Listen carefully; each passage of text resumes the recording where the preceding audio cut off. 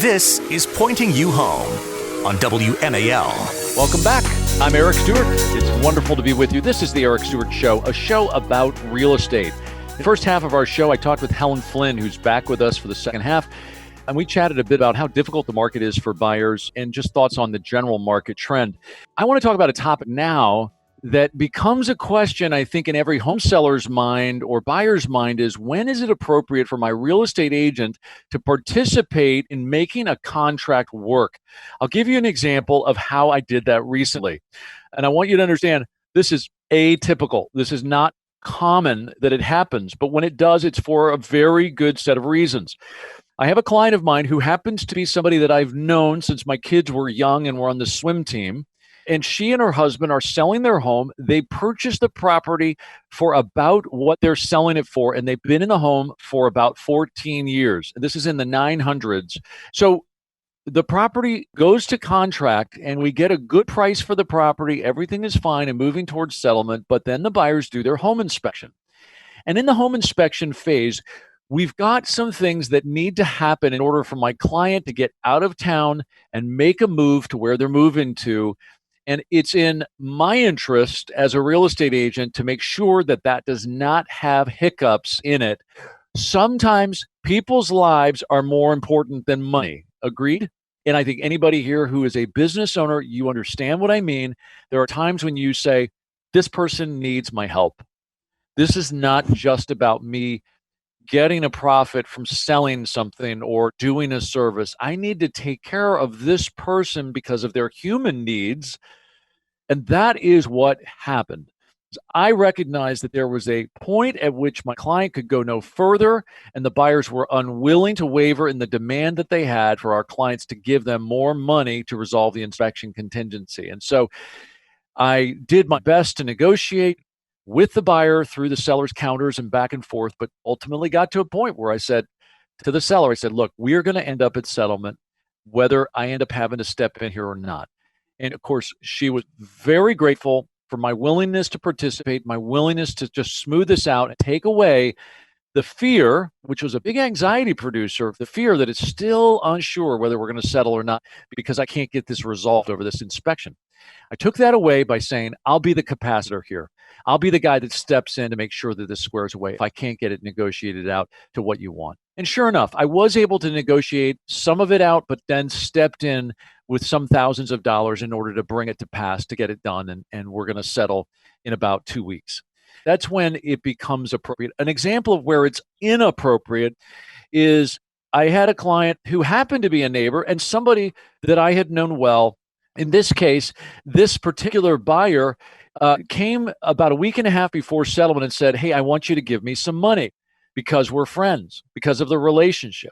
And I said, it's not how it works. And you're not paying the commission on the buy side. It's the seller who pays that commission.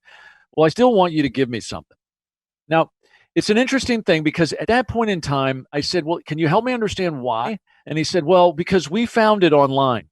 And also because there was a couple of little things that he brought up in conversations that he had with a couple of my employees that were inconsequential.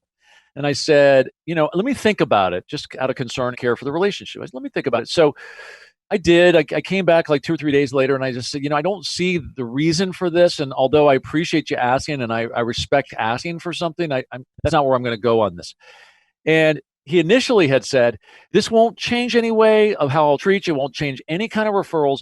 But once I actually said no, it then became a manipulative kind of thing where he's like, well, I'm definitely going to tell people that you didn't help. He then changed the whole conversation. So I went and met with him personally and I said, look, you help me understand this. And he's same thing. And I said, I'm sorry, but you're not paying me. This is something I'm earning because I did help you. Yeah, you found it on an app, but you were looking at all kinds of houses with me on the apps. It's like it didn't make a lot of sense. So you can understand as a real estate agent, like any business owner, we're in the business of making good decisions for our families and for the people that work for us and for our customers. And we want a happy customer. And there are times when you have to say yes, and there are times when it's good to say no. And sometimes you're going to leave people not satisfied, but ultimately it should be because what they're asking is beyond appropriate, as I just explained. Helen Flynn is with me. And Helen, just want to jump over to a quick conversation about staging versus decluttering. Give us your pithy maxims, your famous pithy maxims, would you? About staging versus decluttering.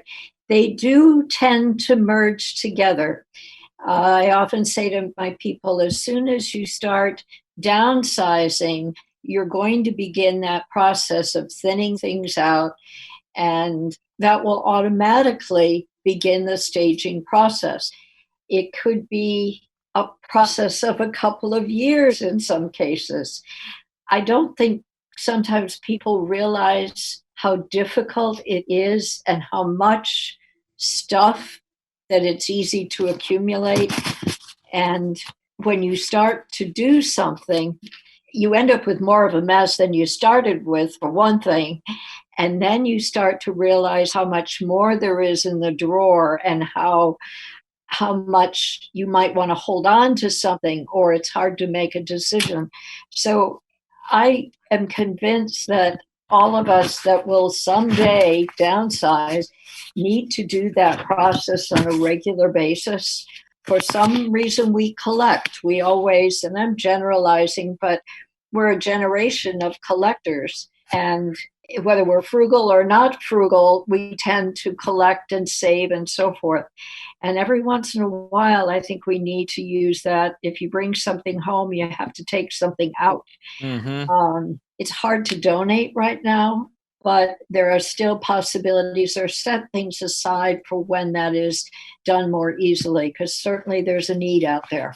Helen, great insight. For everybody that works with our group, we have a fantastic stager, and we provide her to you to help you, give you that prescription you need to focus on how to get ready to sell. I don't care if you're selling next year. Okay, folks, if you are ready to talk with us as a team and you're starting to interview brokers and you want to talk with us, we'll tell you how we work. We provide our stager to give you that coaching and assistance in what color to paint, how to finish your hardwood floors, whether it should be a matted or gloss, or what color would work well in the house, all those kinds of things. We'll give you a prescription. I love that, being the son of a doctor. It's like you just follow the prescription, and then when it comes time to sell, I'll have your house on the market. We'll get it sold. It's a great tool. So call us now. If you're getting to that place, you want to interview brokers and you want to talk with us as one of those, call us at 800-900-9104. That's 800-900-9104. Call us today. Helen, I had the nicest thing happen a few weeks ago. Mark Levin recorded a very nice endorsement, and that was completely unsolicited. He just simply wanted to do it. It was the nicest thing for him to do. I really appreciated his kindness in doing that. So that is fantastic, and I think I heard it, as a matter of fact. And to have a tribute from a man like him really is valuable. I agree. Hey, don't forget our webinars. If you're getting ready to sell, you're not quite sure about what you want to do, go to ericstewartgroup.com, sign up there. We cover timing, pricing, and condition on 3 different webinars. And these are Q&A. I'm there. I'm giving the webinar, and I'll answer any and all questions you might have in the process. Go to ericstewartgroup.com to sign up for that, or download any of our free guides, or listen to the radio shows, or whatever you want to do. So our goal is to give you the best quality of real estate insight and information here on the show, and the best quality real estate service when it comes time to buy or sell. Call us today, 800-900-9104. That's kind of a wrap here, isn't it, Helen? Yes, it is. Yep. Well, we'll be right back with you next week here at 8 o'clock in the morning. I'm Eric Stewart. I'll see you next week. The Eric Stewart Show, pointing you home on WMAL. Are you over 50 or love someone who is? I'm Stuart Rosenthal, publisher of the Beacon newspapers, and our paper's meant for you. Our free monthly is packed with well-written topical information, the latest health research, diet and fitness advice, stock market updates, financial planning tips, elder law topics, housing options, plus technology, travel, and arts features, all geared to the needs and interests of people over 50 and their families. The Beacon can be picked up at no charge from more than 1,500 locations throughout the D.C. metro area. libraries, recreation centers, CVS and Rite Aid pharmacies, churches and synagogues, doctors' offices, and other places where older adults live and shop. And visit our newly updated website, thebeaconnewspapers.com, for even more stories than fit in our printed publication, and to use our new Silver Pages, a searchable database of regional housing, home care, financial planning, and legal services. For more information about The Beacon, including how to advertise your business or event, either in print or online, call 301-949-9766. That's 301-949-9766, or send us a message at thebeaconnewspapers.com.